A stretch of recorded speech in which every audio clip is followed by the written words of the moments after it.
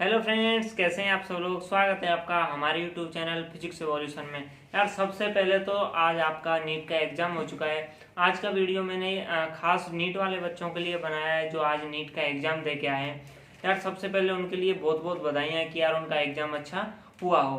अब यार नीट का एग्ज़ाम होने के बाद अब काफ़ी सारे स्टूडेंट्स हैं वो यार इसमें उधेड़बन में लग जाते हैं कि यार कि क्या हमारा एग्ज़ाम उस हिसाब से हुआ है जिससे हम ये कॉलेज अचीव करवाएं।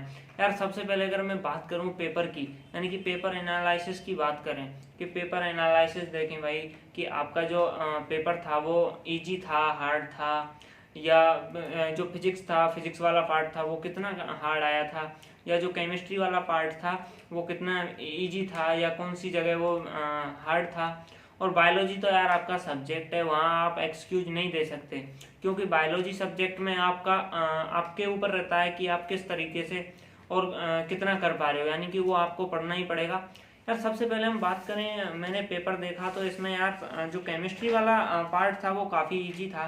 इसमें ये आई प्रभाव, आर प्रभाव, और ये जो थर्मोडाइनमिक्स वाले और ऑर्गेनिक केमिस्ट्री काफ़ी इजी थी। इनऑर्गेनिक में भी कुछ उसने डीप से नहीं पूछा था। इनऑर्गेनिक केमिस्ट्री, ऑर्गेनिक केमिस्ट्री दोनों जो आपका जो बेसिक होता है उसी से आई थी।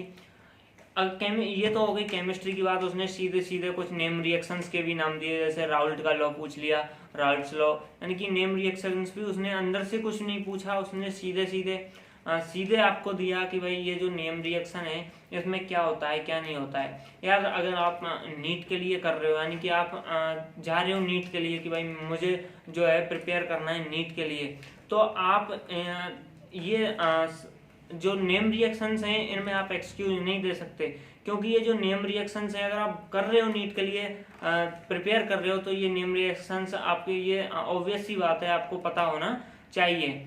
और वहीं बात करें यार ये काफ़ी चुंबकीय आघूर्ण वगैरह, जो ये मैग्नेटिक मूवमेंट वगैरह, ये काफ़ी फॉर्मूला बेस्ड क्वेश्चंस थे, यानी कि सीधे सीधे आपको कुछ नहीं करना था, सिर्फ जो वैल्यूज हैं वो सिर्फ फॉर्मूले में रखनी है और जो आपका आंसर है वो सीधा आ जाएगा। तो ये बात हो गई केमिस्ट्री की।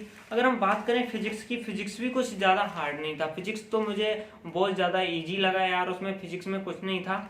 मैं जैसे कोई भी क्वेश्चन की बात करूं यार, जैसे ये सार्थक अंक वाला, यानी कि मैं इंग्लिश में बोलूं जैसे सिग्निफिकेंट फिगर्स, यानी कि सार्थक अंक वाला, यार सीधे उसमें से घटा के जो आपके जो सार्थक अंक के रूल होते हैं वो सीधे सीधे ये सिंपल क्वेश्चन था।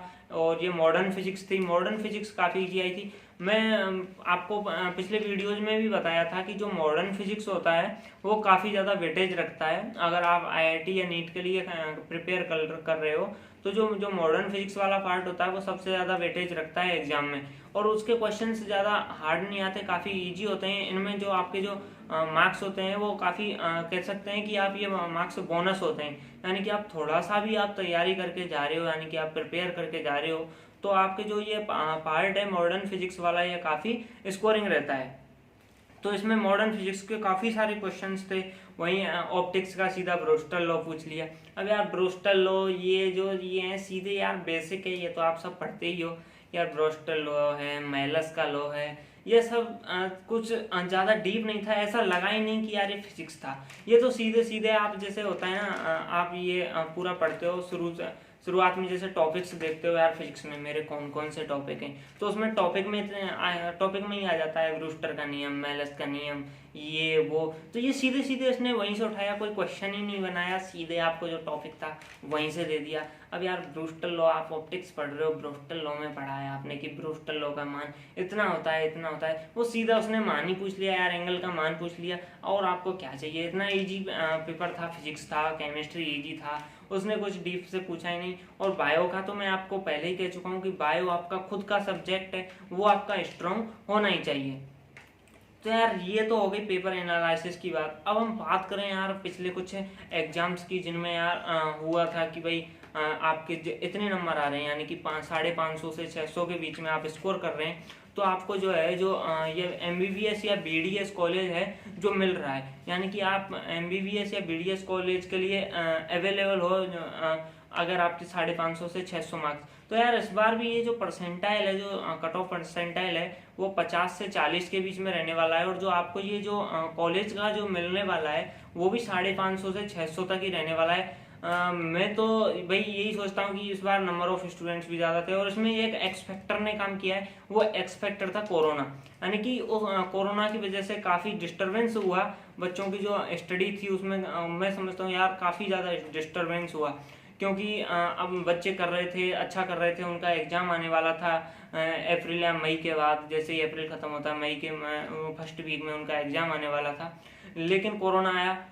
फरवरी लास्ट में आया, मार्च के फर्स्ट वीक के करीब कोरोना की वजह से पूरे देश में लॉकडाउन लगा। उस वजह से जो बच्चों का जो माइंड सेट था कि भाई हमारा जो एग्ज़ाम है वो आने वाला है, और वो अपने हिसाब से कर रहे थे अपना।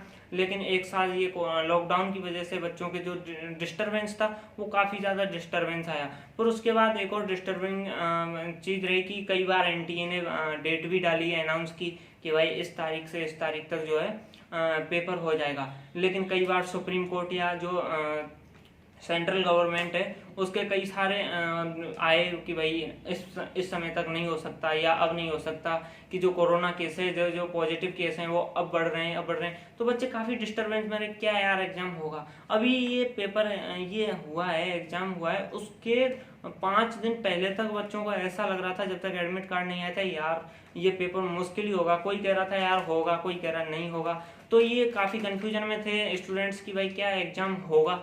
तो ये काफ़ी डिस्टर्बिंग रहा, ये एक्स फैक्टर रहा। किसी के लिए ये सही रहा, किसी के लिए नहीं रहा। किसी का जो पढ़ने का शेड्यूल था वो बिगड़ गया, किसी का जो टाइम टेबल था वो पूरा अपना फिर उसके बाद पूरा बिठा नहीं पाया।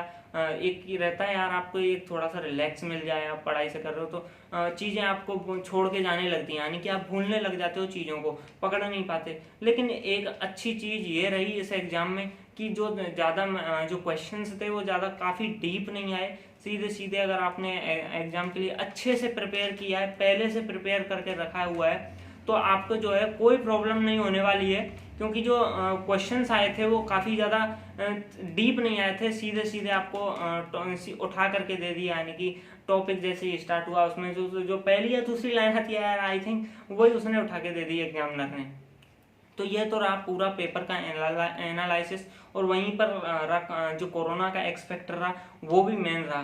तो यार ये तो पेपर इजी था, और आप यार अच्छा हुआ है एग्ज़ाम आपका, तो उसके लिए बहुत बहुत बधाई यार। और आज की वीडियो में इतना ही। आप स्वस्थ रहें, मस्त रहें, और थैंक यू यार फॉर दिस लेक्चर।